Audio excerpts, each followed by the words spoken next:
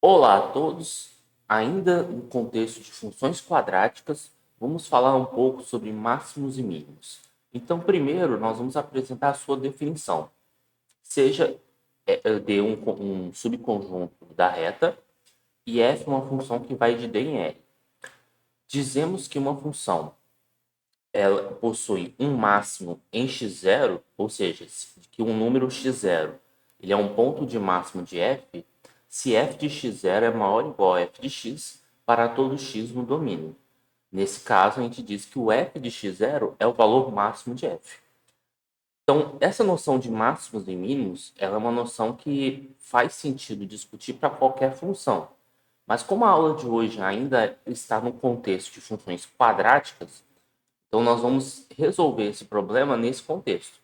E aí, só para entender de maneira mais cristalina o conceito de máximos e mínimos, vamos criar um exemplo aqui para facilitar a didática.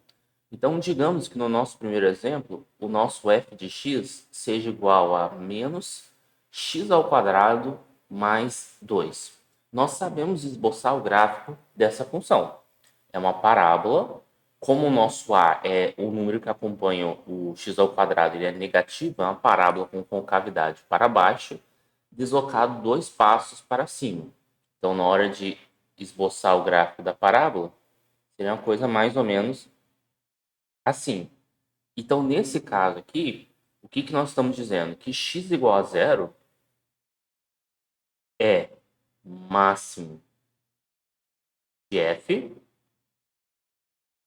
e aqui no caso dá 2, né? Se x igual a zero, y 2. O f de zero, que é igual a 2, é o valor máximo de f. O que a gente acabou de definir para máximos ou mínimo, o que a gente acabou de definir para máximo e valor máximo, o análogo ocorre para mínimos, né? Então aqui, só para ficar claro, é justamente isso. No caso, nosso x0 sendo igual a zero, f de zero é sempre maior ou igual a f de x, não importa o valor de x. A gente consegue até visualizar graficamente que para x igual a zero, vamos dizer assim, o y é o maior possível. E aí, o valor do y é o valor máximo de f, e o valor no domínio que você precisou atribuir para chegar no ponto máximo, esse é o máximo de f. Agora, se tivéssemos uma função quadrática um pouco mais genérica, como faríamos para identificar máximos e mínimos? Ou mínimos, né? Para esse cenário. A ideia é completar quadrados. Então, observe que primeiro eu vou reescrever a função, né? X ao quadrado menos 4x mais 4, e aí eu vou completar quadrados. Então, aqui nesse caso, conforme a aula passada, então vai ficar x menos 2 ao quadrado, menos 4 mais 4, menos 4 mais 4 dá zero, então aqui já temos um quadrado perfeito. E observe que, já que o f de x também pode ser visto como x menos 2 ao quadrado, então fica claro que esse número aqui, independente do valor de x, vai ser sempre maior ou igual a zero. E ele atinge, isso aqui para todo x real, e ele atinge o valor zero apenas no x igual a 2. Nós até sabemos esboçar o gráfico dessa função. Então, vamos esboçá-lo. Então, aqui nós temos nosso plano cartesiano. E o que a gente faz? A gente desloca 2 passos para a direita. 1, 2. Digamos que o 2 esteja aqui. E aí desenhamos a parábola com concavidade para cima. Então, nesse caso, o x igual a 2, que ficou um pouco feio, mas tudo bem, o x igual a 2 é o mínimo da nossa função. E o zero é o valor mínimo da função, porque quando se troca o x por 2, o f vai dar zero, o y vai dar zero. Então, é basicamente assim que nós vamos encontrar máximos e mínimos de funções quadráticas, completando quadrados. Então, num caso geral, o que acontece? E se tivéssemos, por exemplo, a nossa f de x naquela forma geral? ax2 mais bx mais c com a diferente de zero. Como faríamos para encontrar o máximo ou mínimo da função? Bem, novamente, nós vamos completar quadrados. Então, o primeiro passo é colocar o a em evidência. Então, vai ficar x ao quadrado mais b sobre a x. O c eu vou deixar do lado de fora. E agora eu vou completar quadrados aqui. Então, isso aqui vai dar a vezes. Vai ficar x mais b sobre 2a ao quadrado menos b ao quadrado, 4 ao quadrado, mais c. Então, aqui, continuando a conta, vai ficar a vezes x mais b sobre 2a ao quadrado menos b ao quadrado sobre 4a, porque é só aplicar a distribuição. Aqui temos o mais c. Então, observe que isso aqui vai ficar a vezes x mais b sobre 2a ao quadrado menos delta sobre 4a. Então, a conclusão parcial que nós temos é que essa função aqui ela pode ser reescrita como f de x igual a vezes x mais b sobre 2a ao quadrado menos delta sobre 4a ao quadrado. Ou, perdão, sobre 4a. Como é que a gente esboça o gráfico dessa função? Aqui, para fins didáticos, nós vamos fazer um pequeno ajuste, né? Porque o que acontece? Não sei se vocês se recordam, mas quando a gente tem x menos k, imagina que isso aqui se chama k. Se fosse x menos k, você deslocaria k passos para a direita. Portanto, o que eu vou fazer? Eu vou movimentar um pouco e vou reescrever esse mais colocando um menos, colocando um menos aqui e o menos aqui. E o que acontece? Para esboçar o gráfico dessa função, a gente desloca para a direita menos b sobre 2a, menos b sobre 2a. Ah, professor, não deveria ser para a direita ou para a esquerda? Como tudo depende dos valores de a e b, se eles são positivos ou negativos, imagine que você deslocou dessa maneira. Imagine que esse número aqui seja um número positivo, que aí x menos um número positivo você deslocou para a direita. E aqui, menos delta sobre 4a, você desloca para baixo, supondo que esse número aqui seja positivo. Então, menos delta sobre 4a. Só para fins de ilustração, imagine que a seja positivo. Então, o gráfico da nossa parábola tem uma coisa mais ou menos assim, digamos. Mas o que eu quero ilustrar? Que existe uma fórmula para encontrar o vértice da parábola. O vértice da parábola é esse ponto aqui de mínimo. Nesse caso, nós vamos usar a notação xv para representar x do vértice, e fica claro aqui que o nosso x do vértice é o quê? Menos b sobre 2a, e fica claro que o y do vértice fica igual a menos delta sobre 4a. Então, nós temos um mecanismo para encontrar o x do vértice e o y do vértice. Então, com base nisso, nós vamos resolver exemplos. Então, o primeiro exemplo que nós temos é o seguinte: encontre dois números reais cuja soma seja 16 e o produto o maior possível.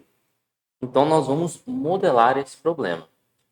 Então, o que nós queremos é que a soma seja igual a 16. Então, imagine esses números sendo A e B. Então, que A mais B seja igual a 16. Vou até colocar XY ao invés de A mais B. Que X mais Y seja igual a 16. E gostaria de que X vezes Y fosse o maior possível. Então, para ficar claro que isso de fato é um problema, vamos dar alguns exemplos numéricos. Você considera, por exemplo, vamos montar uma tabelinha aqui, uma pequena tabela com os valores de x e y, só para ganharmos uma certa intuição. Então, digamos que aqui é x, aqui é y. Existem várias possíveis soluções, como por exemplo, eu posso fazer x igual a 16 e y igual a zero. E isso, na hora de construir um produto, que é x vezes y, bem, 16 vezes zero dá zero. Uma outra possibilidade é fazer 15, x igual a 15 e y igual a 1. O produto aqui vai dar 15. Uma outra possibilidade é fazer 8, x igual a 8, y igual a 8. E aí, nesse caso, vai dar 64. Aparentemente, x igual a 8 e y igual a 8 está sendo a solução do nosso problema. Só que como nós vamos nos certificar? Então, agora que ficou claro essa situação, nós vamos modelar o nosso problema. Então, eu vou pegar essas duas informações, vou substituir aqui, vou colocar aqui embaixo para poder, de fato, modelar o problema em definitivo. Então, o que eu vou fazer? Observe que eu quero que esse produto seja o maior possível. Porém, existe uma restrição, porque não é simplesmente você aumentar x e y arbitrariamente. Você quer que x e y estejam vinculados através dessa relação. Acabou não ficando claro aqui.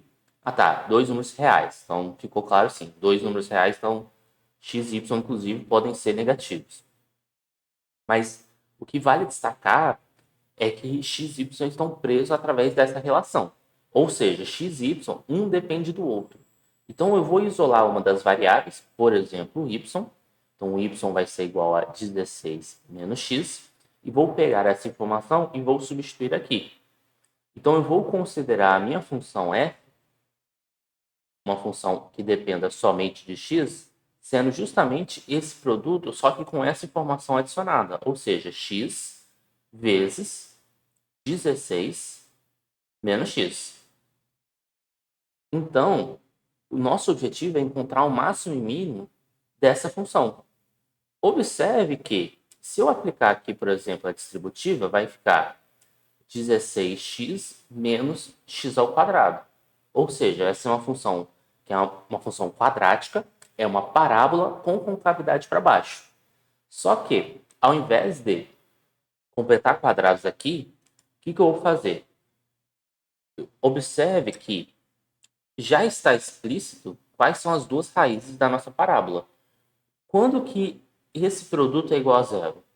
Quando x for zero, quando x for zero e quando x for 16. Então fica claro isso, né? São as únicas possibilidades de x ser igual a zero. Como a parábola é de concavidade para baixo, você já consegue fazer essa ligação.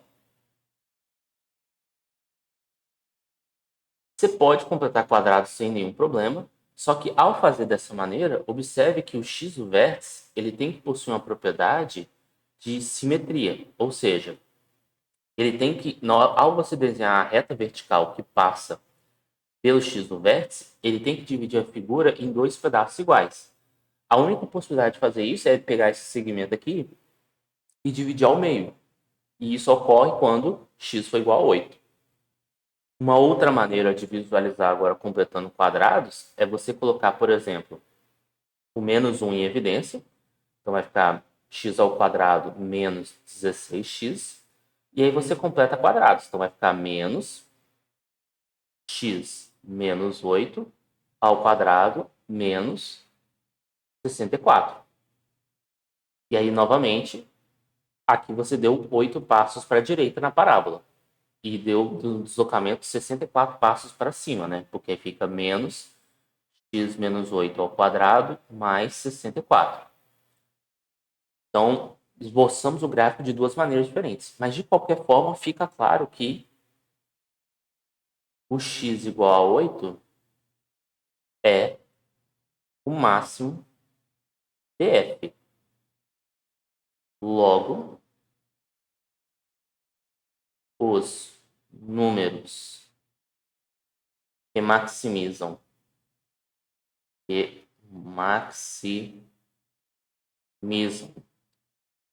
o produto são x igual a 8 e y igual a 8. E o produto dá 64. Então, de fato, naquela tabelinha, x igual a 8 e y igual a 8 iria gerar o produto máximo possível. Agora, nós vamos partir para um próximo exemplo. Prove que dentre todos os retângulos com um perímetro fixado, o de maior área é o quadrado.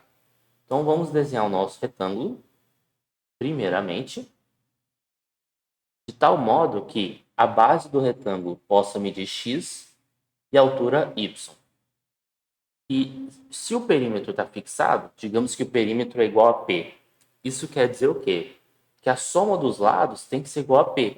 Ou seja, que 2x, que é esse lado mais o lado de cima, mais 2y é igual a P. Eu poderia até, para simplificar aqui, ao invés de chamar de P, chamar de 2P, mas eu vou manter P pelo P de perímetro, né? E se eu quero maximizar a área, então eu quero maximizar a expressão x vezes y. Novamente, eu vou isolar o y da expressão para poder enxergar isso aqui como uma única variável. Então, 2y vai ser igual a p menos 2x. Então, y vai ser igual a p sobre 2 menos x, que só passei 2 dividindo. Logo, a função que desejamos maximizar é a função f de x igual a x vezes o nosso y, que é p sobre 2 menos x. Novamente, ao você aplicar a distributiva, vocês vão perceber que o a é negativo e essa função é uma função quadrática. Só que aí, esboçando o gráfico da parábola usando as suas raízes, nós vamos conseguir o seguinte fato. As raízes desse problema é justamente o x igual a 0 e o x igual a p sobre 2. Parábola com concavidade para baixo. Se nós estamos interessados no x do vértice, basta pegar a nossa parábola, basta pegar esse segmento, perdão, e dividir por 2. Dividir por 2 é a mesma coisa que multiplicar por meio, então x igual a p sobre 4. Isso implica, para maximizar o problema, basta fazer x igual a p sobre 4. Então, x igual a p sobre 4 é o máximo de f. Então, se x é igual a p sobre 4, quanto que vale y? Eu vou retornar para essa informação e vou descobrir quanto que vale y.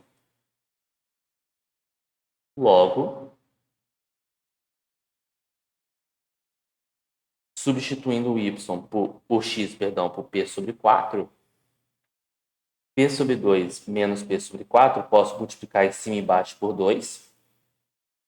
E aí observe que y implica que y é igual a p sobre 4. Então, para você gerar uma maior área possível, x deve ser igual a p sobre 4 e y deve ser igual a p sobre 4.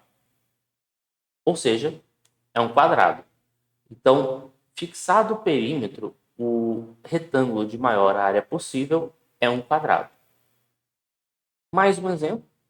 Encontre as dimensões do retângulo de área máxima que se pode inscrever num triângulo equilátero de modo que um lado do retângulo esteja sobre um dos lados do triângulo. Então, a primeira coisa que a gente tem que fazer é desenhar um triângulo equilátero. Então, aqui, triângulo equilátero é um triângulo cujos três lados são iguais.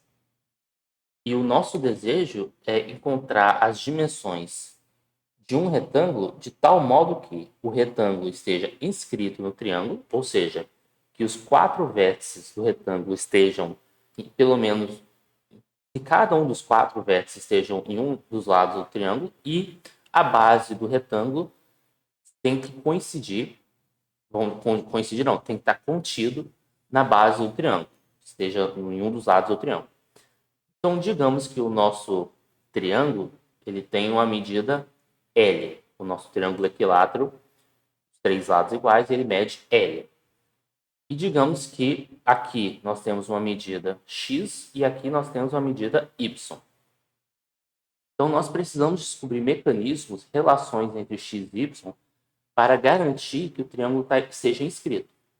Só que vamos pensar um pouco. Como é que nós vamos relacionar x e y de tal modo que isso ocorra? Bem,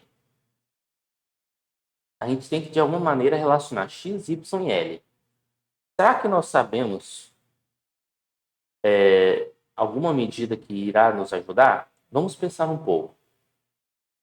Bem, eu não posso aumentar arbitrariamente o x. Então, eu já sei, em um primeiro momento, que o x ele vai de 0 até L. Então, essa é a primeira coisa que nós sabemos. E mesmo assim, por exemplo, se x for igual a L, o y acaba sendo igual a 0. Então, eu vou até colocar menor estrito. Então, como é que nós vamos relacionar x e y de tal modo que o retângulo seja inscrito no triângulo equilátero? Nós podemos usar a trigonometria, eu vejo como uma possível alternativa, usar a trigonometria para poder sair, vamos dizer assim, dessa enrascada.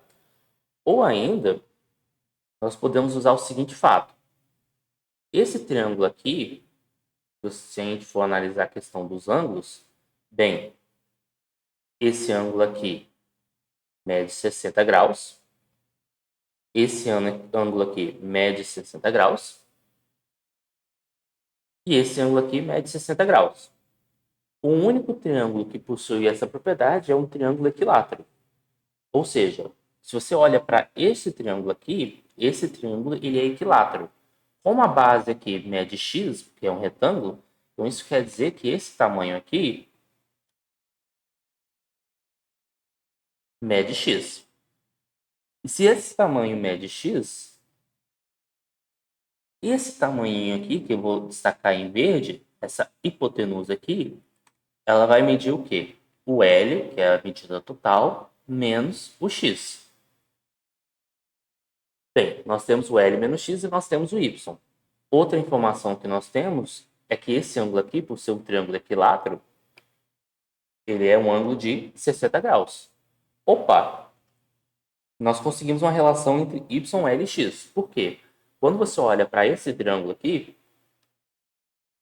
seno de 60 graus, seno de 60 graus, ele é exatamente igual ao cateto oposto, ou seja, o y, sobre a hipotenusa, L menos x. Só que, seno de 60 graus, a gente sabe muito bem que isso é o quê? Raiz de 3 sobre 2. Então, raiz de 3 sobre 2 é igual a y, L menos x. Então, isolando o y da expressão, o que nós vamos ter é que y é igual a L menos x vezes raiz de 3 sobre 2. Só isolar o y da expressão. Como o nosso objetivo é encontrar o retângulo de maior área, então nós estamos querendo maximizar, ou seja, tornar o maior valor possível o produto x vezes y. Só que x vezes y, o y é dado por essa expressão. Então vai ficar x vezes o y, que é L menos x vezes raiz de 3 sobre 2. Então, a função na qual estamos interessados em maximizar é f de x igual a... Só vou passar esse raiz de 3 sobre 2 para frente, né? Raiz de 3 sobre 2 vezes x, L menos x. Novamente, para esboçar o gráfico da parábola, não precisamos nem completar quadrados. Nós podemos simplesmente marcar as raízes. Então, nesse caso, uma raiz é o x igual a 0 e a outra raiz é o x igual a L. E aí agora basta desenharmos a nossa parábola. Então, nesse caso, como aqui é igual a L, deixa eu destacar aqui. Logo, o x do vértice vai ser igual a L sobre 2. Então, observe que isso é um mecanismo bem prático para encontrarmos o x do vértice. Então, x igual a L sobre 2 vai dar o valor máximo da nossa função. Só que, assim, qual é o papel do raiz de 3 sobre 2 aqui? Esse raiz de 3 sobre 2 é o nosso A. como esse número é um número positivo, ao você multiplicar, perdão, não é nem nosso A, porque tem que multiplicar aqui pelo menos x. Então, esse cara aqui, ao multiplicar por menos x, aqui vai ficar o quê? Menos raiz de 3 sobre 2, x ao quadrado. Agora sim. Aí, como menos raiz de 3 sobre 2 é um número negativo, a parábola é de concavidade para baixo. Então, só para repetir esse comentário aqui, porque já que eu errei, então vou escrever por extenso. Pega esse cara e multiplica por menos x, então vai ficar x ao quadrado. Agora pega esse cara e multiplica pelo L. Então vai ficar assim a nossa função, o A negativo. Então, x é igual a L sobre 2. Então, x é igual a L sobre 2 para encontrar o máximo da função. E o nosso y é igual a quanto? Vamos lá. Vamos achar a relação aqui. Achei. Então, eu dou Ctrl C, Ctrl V. Então, aqui, se você troca o x por L sobre 2, aqui vai ficar L menos L sobre 2, raiz de 3 sobre 2. Então, terminando as contas, isso vai nos permitir que y é igual a L sobre 2, raiz de 3 sobre 2. Então, a conclusão final da nossa conta é x igual a L sobre 2 e y igual a L raiz de 3 sobre 4. Então, essas devem ser as dimensões do nosso retângulo para encontrar a maior área possível inscrito no triângulo retângulo, no triângulo equilátero, perdão. Então, eu espero que tenha ficado claro essa técnica e observe que, apesar de desenvolvermos uma fórmula para encontrar o x do vértice, o fundamental aqui é vocês usarem as ferramentas que são mais práticas. O que eu quero dizer com isso? É bom você encontrar o x do vértice de diversas formas diferentes e ver qual é mais conveniente. Então, nos exemplos que nós trabalhamos, a gente simplesmente explorou a simetria do gráfico. Mas se você pegar uma função mais geral, completar quadrados é uma boa saída. Então, espero que tenha ficado claro essa videoaula. Se vocês precisarem de tirar dúvida, me coloco à disposição. E até a próxima.